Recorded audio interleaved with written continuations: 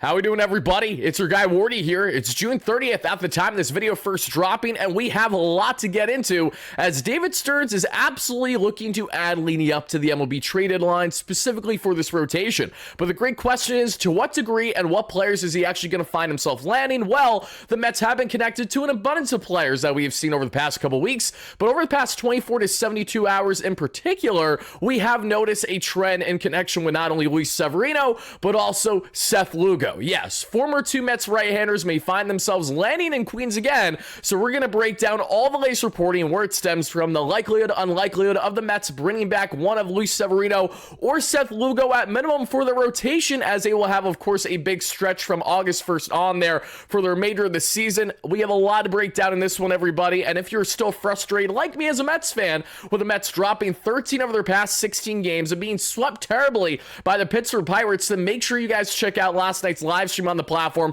It was a therapy session as we broke down our panic meter as Mets fans and a whole lot in between. But guys, sit back, relax, and get yourself ready for the ride, which is our latest WardyNYM video here. So make sure to hit that like and subscribe button as you first chime in, as well as letting me know all your initial reactions in the comments down below to what we're about to break down today. And as always, shout out to our amazing sponsor here at SeatGeek that has you covered for all things on the ticketing front. Guys, SeatGeek has over 70,000 active events to choose from, making them the #1 rated ticketing app in the game today for a reason. And exactly why you guys should utilize SeatGeek is how I got them here as a sponsor, because I've been utilizing them well before they were a channel-wide sponsor in the platform. And you guys can save money on your Mets tickets, concert show tickets, comedy show tickets, you name it, all by using our amazing promo code WARDY10 down below there for 10% off your next ticket purchase, everybody. But why I utilize this promo code and why I utilize SeatGeek so much is because of how much I'm absolutely infatuated with their app structure. As you guys see here, it's so easy to purchase tickets, and the grading scale system, it's red to green, 1 to 10. What that means is if you're purchasing a ticket that's more in the 1 through 5 range in the red, it's not a good bang for your buck. You're probably spending more than you otherwise should, and you should seek tickets elsewhere there in the SeatGeek app. Then you see more in the 7 through 10 range in the green. That is a great bang for your buck. They're fair, they're honest, and they give you exactly what you're looking for, everybody. So SeatGeek, again, whether you need them for Mets tickets, even though that there is not a whole lot to be inspired about with this Mets team at the time this video first dropping, or different types of events, SeatGeek has you covered, everybody. Once more, check them out by clicking that link down below the description, Wardy10 hyperlink, so that way you get 10% off your next ticket purchase. And shout out once more to SeatGeek for being an amazing sponsor here on the platform. But guys, as we hop right back into this, let's waste no more time and let's get right into the thick of this discussion, because this discussion, again, is twofold. It's one thing to just talk about Luis Severino, as we know there have been rumblings going on with him over this past day, but it's another to talk about Seth Lugo, who, in my opinion, you can make the argument is potentially the more appealing fit here between the two. And I say that as someone who's absolutely opening up the arms to bring back one of these two right-handers. I'm not going to complain which one it is, and I have all the reason to explain why exactly that is here for each and every one of you right here, right now. But let's first get into the reporting that has initially dropped over the past, I'm going to go back a couple of days ago, specifically here with Mr. Jeff Passan. As many of you guys know, Jeff Passan came out with an article no later, not even a week ago now, on breaking down the top 50 trade candidates basically for the MLB trade deadline and the likelihood of them being dealt and ultimately the potential destinations for them. And went on the topic of Seth Lugo, everybody, and I will have this link down below in the description if you guys want to check out this article for yourself. He had Seth Lugo's percentage of being traded of at least 40%, and it could get there to 60+% without a problem. The reason for that is the Kansas City Royals, at the time of recording this video, are over 5 games below 500. They're 4.5 games out currently outside the final wildcard spot. And with the exception of guys like Bobby Witt Jr. and Garcia and the early production of Jack Caglione, as well as Vinny Pasquantino, there is a lot to be desired still with this Royals team, because they do not have any depth whatsoever on the offensive end. And when it comes to pitching, they have not only quality pitching to a degree,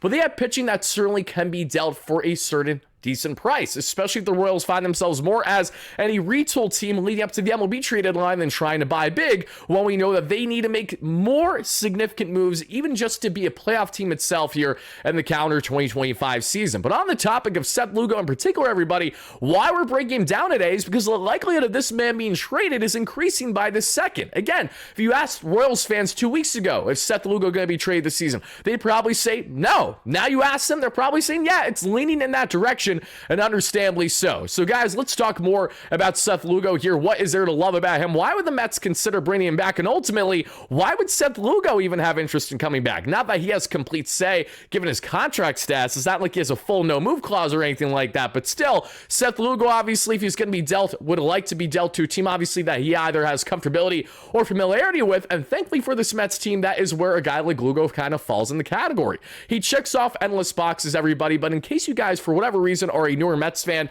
maybe you didn't watch the Mets up until the past couple years, you might not be too familiar with Seth Lugo's game, and that's fine, because I'm going to enlighten you on everything you need to know, because Seth Lugo, everybody, in his age 35 season, is on a 3-year, $45 million contract there with the Kansas City Royals, including a 2026 player option. So pretty darn good AAV for a guy that's putting up Cy Young caliber performances from the past couple seasons in his 1 year there with the San Diego Padres after leaving the Mets, and then obviously what he's done since then in Kansas City with former Mets right-hander Michael Wacha. But as we see here in 15 games this season, 88.2 innings pitched, a 2.74 ERA. The expected numbers aren't nearly as pretty with a 4.62 expected ERA, which tells you he's had lady luck on his side. I'm sure that's what in direct hand would inducing a lot of ground ball outs for a guy like Mr. Bobby Wood Jr. to help out if it's not going to be the flyouts that you guys are currently seeing and the highlights beside me right now. But Seth Lugo, everybody, a career 3.32 ERA and almost 1,000 innings, when, mind you, his sample size of his career, what has Seth Lugo done most? He's performed with the New York Mets more than any other team, and that alone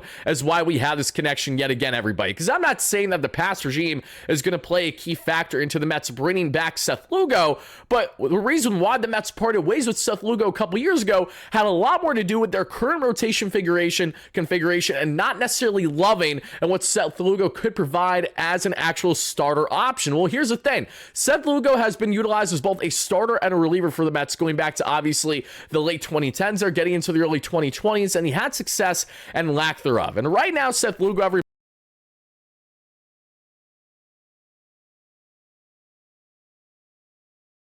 that season was solely a reliever for the Mets team that we saw in that 2022 campaign, and he put up really good numbers: a 3.6 ERA, a 3.46 expected ERA in 65 innings, at just under 10 K per nine to a just under 2.5 walks per nine, a tremendous K to walk ratio. And that was, mind you, the previous years Lugo was striking out guys at a either 10 or 11 plus K per nine, especially with that nasty breaking ball that he has all the spin rate in the world on and throws the entire kitchen sink at you. Well, since being stretched more as a starter again, something that Seth Lugo, mind you, is doing for the first time, when he got landed with the San Diego Padres, that was something that he was really doing for the first time that we hadn't seen since the last time that Lugo had more than, a couple starts was the 2020 shortened season, where he had 7 starts for the Mets and didn't perform all that well. Before that, he really didn't have a bulk sample size as a starter since the 2017 season, where he didn't have the best numbers either, but Lugo made the proper adjustments going in the pitching lab in San Diego in 2023, and now he's been thriving since then, where he pitched over 200 innings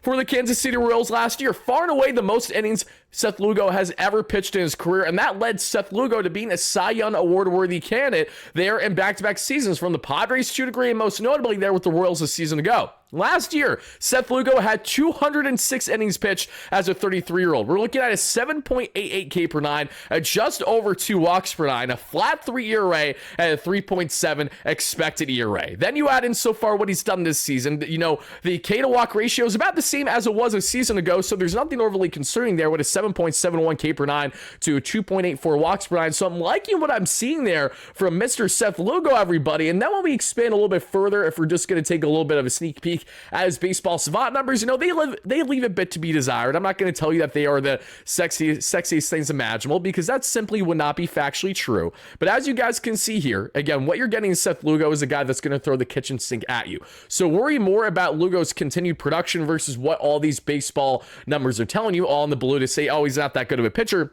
Lugo is good, and even with luck on his side, the Mets would be dying to have a piece as quality as him right in the heart of their rotation right now due to their injuries, especially with Kodai Senga, Tyler Miguel, most recently Griffin Canning now out for the year. You would love a guy that can literally throw 8 to 10 pitches, and that is what Seth Lugo does. And Seth Lugo doesn't hesitate from throwing all these pitches. That's another thing that I'm just so jaw-dropped by this man. He's got the four-seam fastball that he throws the most. He's got the curveball with that ridiculous spin rate. He got the sinker. You got the cutter, the changeup, the slurve, the slow curve, the slider, the sweeper, and the splitty. Literally, we are looking at an absurd 10-pitch mix of an arsenal. Seth Lugo will throw the entire kitchen sink at you time and time again. And the reason why I love this potential for the Mets so much is because I would love it nothing more if the Mets had a quality right-hander in here who's had a bulk of innings of recent, but obviously he's doing that because he's been healthy, which is great, and has been dominating as someone who can handle the big market. Lugo's been here. He's handled playoffs to a degree, even though it's been very limited sample sizes.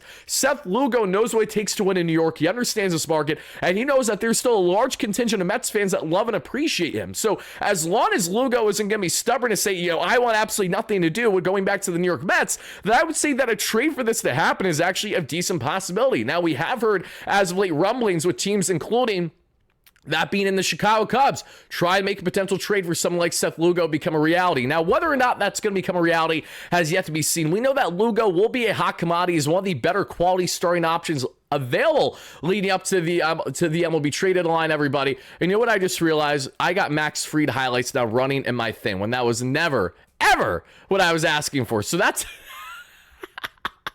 It must have just carried over seamlessly from showing the Lugo highlights to what I'm seeing here at Max Fried, because last thing I need to see right now, and all I can do is laugh about it, is looking at Max Fried highlights with the Atlanta Braves. Missed me with that nonsense. Can we talk about guys that are supposed to be in this Mets rotation, not guys that we despise like Mr. Fried, the Southpaw in the Bronx? Now, all right, guys, reeling back in for a second, got a little unhinged there. Seth Lugo, final thing I have to say about Seth, was the likelihood of a trade happening for Lugo? It appears it's at least at a 50% right now, and you'd have to imagine the Royals would love nothing more than to get rid of that contract. And where things get interesting for the Mets is as follows. Yes, you still have Lugo for team control, but knowing that he has a player option and knowing that he's only making an AAV right now of $15 million tells you that there's an absolute reality where Seth Lugo could find himself opting out of that deal, which could be beneficial here for both sides should the Mets actually trade for him and take on the bulk of his deal. Because here's another thing, everybody.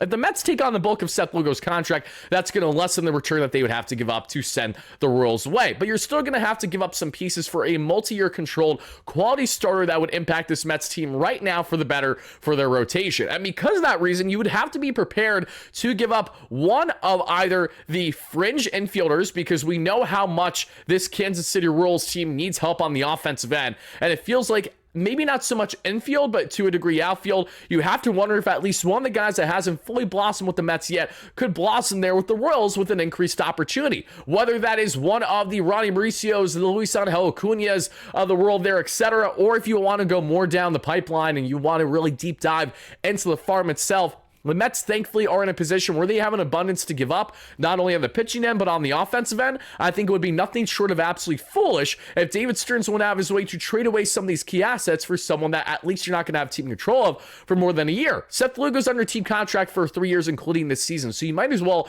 take advantage of that. It's a win-now stage for this Mets team with their core group. All the more reason to stop prospect hugging and start to actually pony up the dough, what it's going to take. In this case, probably some decent assets going the Royals the other way. I'm sure that they're going to want at least one top prospect of some sort. It's hard to envision them wanting otherwise for a guy in Lugo who has multiple years of control. So the question now is, Mets fans, would you be willing to give up at least one top prospect, potentially one of the fringe MLBers that the Mets have, and other pieces to a lesser degree, and that's what it's going to take to get a deal done for someone Seth Lugo? Or would you rather the Mets honestly just see what they have in-house and have the faith in their youngsters who aren't proven, and the Jonathans and Noah McLeans, and to a degree the Brandon Sprouts of the world, to fill these rotation voids better than what an external option, a quality option like Seth Lugo would certainly do? Let me know all your thoughts about Seth Lugo in the comments down below, everybody, because Lugo is not the only pitcher that we have to discuss today, everybody, because as you guys are going to see right here, right now,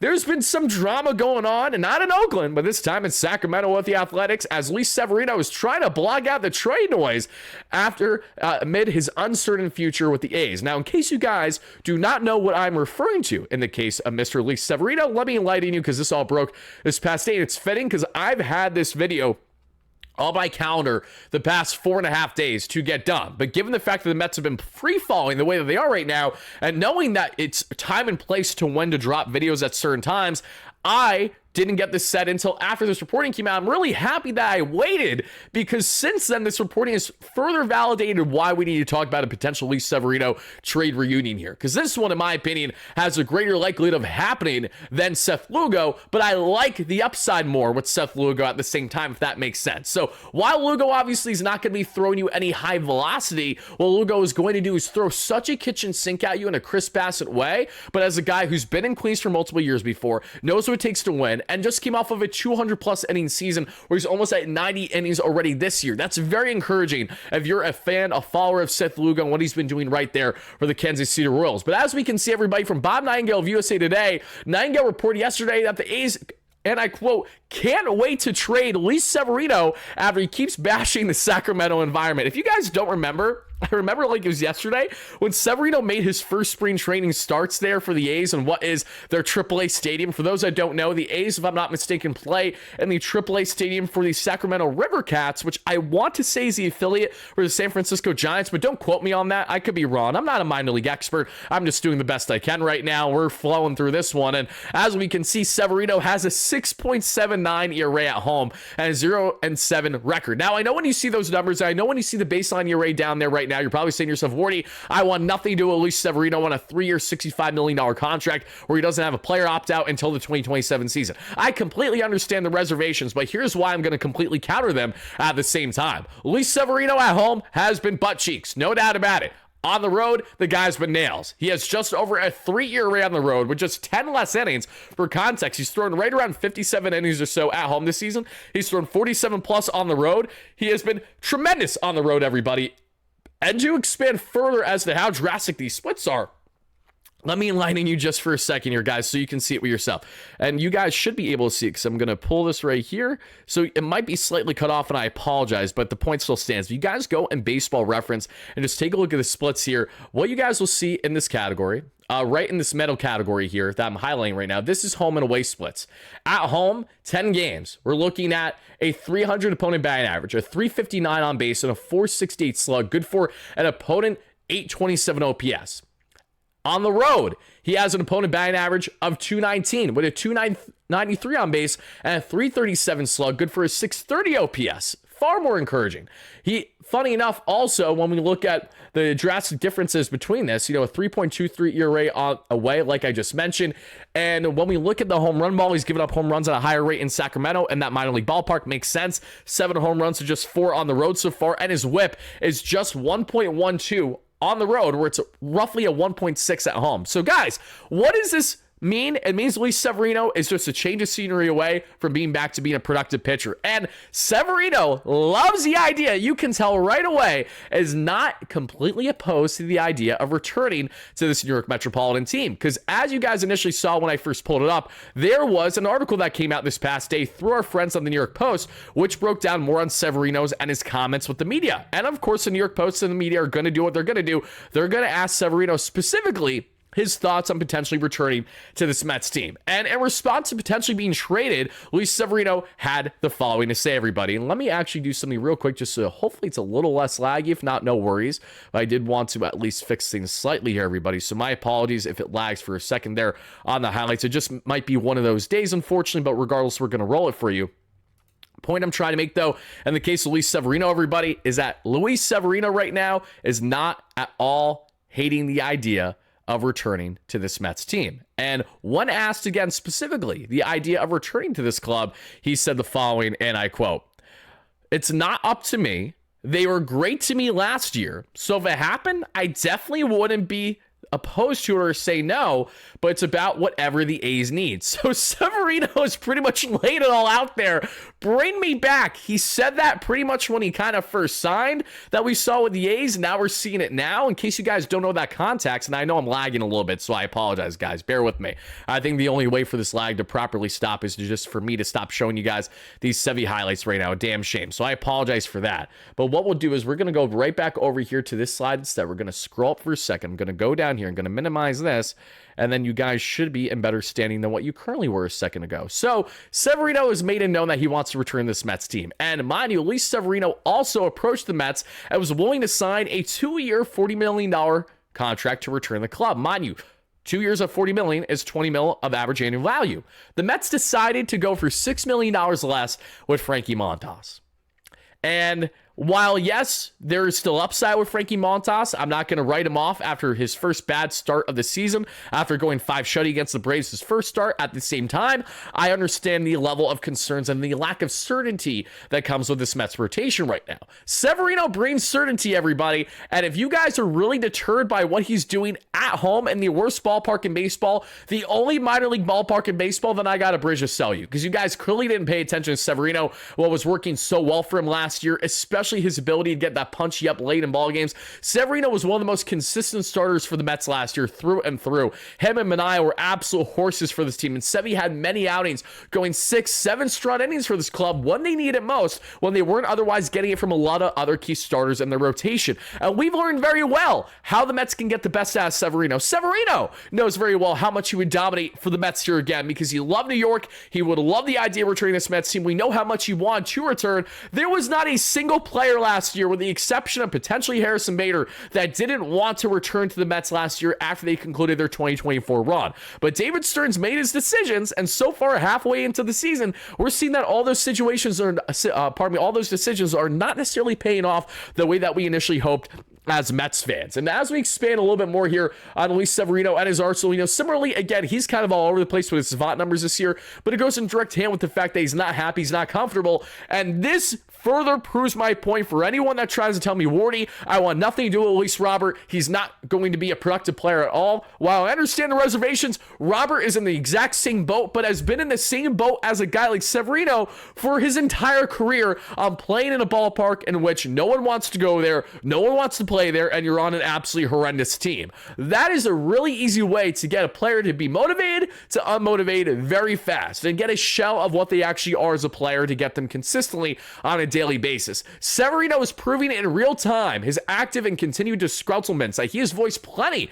with the media that we've seen out of Sacramento, how much he does not enjoy and has not been in favor of what's been a horrendous situation there for them, and half their ball games are played at a minor league ballpark. Color me shocked Severino's going to be batting practice there because he's not having a good time. Severino loved the Mets last year. He thrived. He was one of our key sign guys that we had in the dugout there for Mr. OMG. Like, there were so many factors behind Severino that were appealing. One thing is the fact that the fastball velocity hasn't left. That alone is why the Mets should be absolutely up here. Now the question is, are the Mets active in the trade market for starters? Yes. Can they land Severino while at maybe a fraction of the initial price point when looking at what you'd have to give up to get him? Yes. What will it take for that to happen? It means you're going to have to eat the contract of Severino. And I don't see a world where the Sacramento Athletics go out of their way, an offseason after they made the largest contract move in their team history, that they automatically eat a good chunk of this deal. I don't see a world where the A's of all teams will go ahead and do that, but they really are that desperate to trade away Severino. You have to, at minimum, eat some part of the salary. If you really care about shipping him away, if you're desperate about shipping him away, the way that Bob Nightingale has alluded that through USA Today and is reporting, then you do have to eat at least a fraction of this contract. The Mets can eat it fine. They don't love the idea of eating it. That's why they signed Montas at $6 million less initially, but a lot has changed since then. And the Mets have so many rotation woes that there should not be a single fan hesitant or against a Luis Severino, who thrived here a year ago, who's been one of the better pitchers in all the American League on the road this season, to think that he wouldn't thrive again for this Mets team. Bear in mind the context I just relayed to each and every one of you, with the sweeper that he's thrown the most this season, mind you, at 26% of the arsenal. That's very interesting. He's thrown the sweeper the most. He's thrown the four-seam fastball 25%, the sinker at 23%. Mind you, the four-seam still sits 96 up, and we know we can touch the high 90s. Cutter at 17%, changeup at 6%, and the slider at 4%. In comparison to last season, Severino had the four-seam utilized 10% more than his next pitch, which was a sinker. The sweeper was at 17% a year ago. Now it's up almost a whopping 10% more, and that clearly has not been as consistent for the success that he was having. Look at the numbers for Savant last year that you guys are seeing with Severino. He was far more of a balanced pitcher in this Mets pitching lab versus what you're getting right now in Sacramento, where a lot of things tend to go to die, not name their young, very exciting players, whether it's, their first baseman, whether it's, Jacob Wilson, among others, they have pieces there for sure. But the A's aren't going anywhere this season. They're going to be trading. They're going to be selling off of the traded line. All the more reason for the Mets to go out and make a trade happen for someone like Severino. So if you are the New York Mets, and if you do eat the majority of the salary still, what does that mean for what you'd have to give up? Well, great news, everybody. If the Mets eat the majority of this contract, they are not going to have to give up much at all. You're probably going to have to give up less. We're talking, when the Mets made their trade for Chris Bassett, and at the time, I want to say they traded away Tyler Stewart as the corresponding move, or no, Tyler Stewart was traded for Jesse Winker. It was, I'm trying to think of who it was, like Aller or something like that. It's a pitcher that is no way impactful for anyone right now for the most part. I think it was Adam Aller, maybe. I could be wrong, because I know at the time when the Mets trade for Chris Bassett a couple years ago, it was a Mets pitching prospect who was a late bloomer that they actually acquired in the Rule 5 draft initially, and then he just blossomed for them that year out of nowhere. And he got some looks with the A's, but he hasn't really amounted to anything. And the reason why I bring that up, JT Ginn was another pitching prospect they traded away in the past who has far more drama going on outside of baseball on, maybe messing up the lives of married couples. If you guys don't know the story there, that's a rabbit hole to go down for another day. Point I'm trying to make is that these are all no names. These are all guys that I don't think any Mets fan is losing sleep over losing. And that would be the case again, more than likely, if the Mets found themselves in the market trading for Luis Severino. So all I'm telling you, Mets fans, is that when it comes to reunions, it's one thing to talk about the funness and the Jacob deGrom stuff, but until we actually have substance there, it's nothing more than nonsense, right? But in the case of Luis Severino and Seth Lugo, there's actual substance here, because both these guys are likely getting traded by the deadline. Both these guys make immediate sense for this team, and both these guys are not going to cost you enough to probably say, hey, we shouldn't be in the market at all. Severino will come at a cheaper cost, even if the A's find themselves eating a decent chunk of that contract. I don't see a world where they do, but even if they do, I don't see that hindering a trade from happening. In the same way that in the case of Seth Lugo, the only way I don't see him getting traded is if the Royals somehow, some way really light a fire under their you-know-whats, and they get on a run, and they decide to be more buyers than anything else at the deadline. If that happens, then that happens. But right now, at the time of us having this discussion right now, Luis Severino, Seth Lugo, two reunion candidates that actually make levels of sense. Not just nonsense I'm giving you guys today because, they're former New York Mets, so we got to talk about them. It actually does make sense here, everybody. And if you find yourself not in agreement with me, please let me know why exactly that is in the comments down below, because I'm awfully curious as to what you have to say. The Mets need arms. This helps them immediately right now. And while you don't love the immediate impact that it has financially on them, you do know they have more money coming off the books this offseason. You do know that if you're Steve Cohen, you can handle biting the taxer and the 110% tax a bit more if it means that your team is going to get back to your championship winning ways. And we know that Steve Cohen is far from happy right now. We're going to expand on that and content for you guys tomorrow, so make sure that you're on the lookout for it. But folks, that is about going to do it for wrapping up our latest Mets breakdown. Let me know all your thoughts in the comments down below between Seth Lugo and Luis Severino. Which trade makes most sense to you and why? Let's hear it in here, everybody. Thank you kindly for that. And be on the lookout if you guys are watching this today, June 30th, for my members specifically, because we have over 100 on the platform. If you want to become a member, click the link down below in the description. There are member tier options for you guys to check out. We will be live smack dab 8 p.m. Eastern tonight, and we will not only be having our latest member-only Q&A segment, but we're doing a member-only live call-in Q&A segment. You guys want to call into your guy Wardy, you want to voice your frustration, vent a little bit, share your thoughts, ask questions as to what the Mets should do about this club, share your opinions as to trade deadline candidates, among others. Check out our live show. Again, members-only live Q&A segment where you guys can call into the show itself. We'll be live for probably at least an hour, I'm sure, so check it out later on tonight, 8 p.m. Eastern for all you amazing Mets fans. And the final thing before your guy Wardy has to get out of here is to show you guys the big announcement that we have coming up again now, just about a month away. Take a look, everybody. It's Wardy here, and as you can see, we are at gorgeous Citi Field, and folks, you can get the ultimate, the prime experience with your guy Wardy at our first ever official Wardy Day. August 1st, Mets, San Francisco Giants there for the evening game. The day after the MLB trade deadline, you, your friends, your loved ones, select Mets fans will get the ultimate experience with your guy Wardy. Not only are we going to hang out at the ball game together, but folks, look at the seating. We're going to be live here in the left field lounge. You guys will be able to chop it up with your guy Wardy. We're going to be debating as to who's the best pitcher of the rotation outside of Kodai Senga. We're going to be talking about who's the next best prospect to get called up. How do we feel about the trade deadline acquisitions? And guys, as you get back up here then, we are going to be giving you a $18 drink voucher, and with that drink voucher, you guys are going to be able to hit up the bars that we have right outside of here. So easy, so accessible. Again, prime seating, a truly fantastic experience. Our first ever Wardy day here at Citi Field, guys, where you will get a chance to hang out with your guy Wardy. And the best part too, not only is it this amazing lounge in left field that you guys will hang out with me, but we're going to be on the field, pre-game access there for a group photo op. So I hope to see you, all you amazing Mets fans there. Click the link if you guys haven't already there to check out our available tickets, and let's go Mets. And not only are we going to be sitting here throughout the course of the ball game, you guys can also check out these seats that we have access to all here in the bar area here, right at the Milagro, where you guys can utilize your $18 drink voucher. Again, this is going to be at Wardy Day, August 1st, 2025. Oh wait, yeah, almost forgot. It's also fireworks night. Bang! Hope to see you guys there.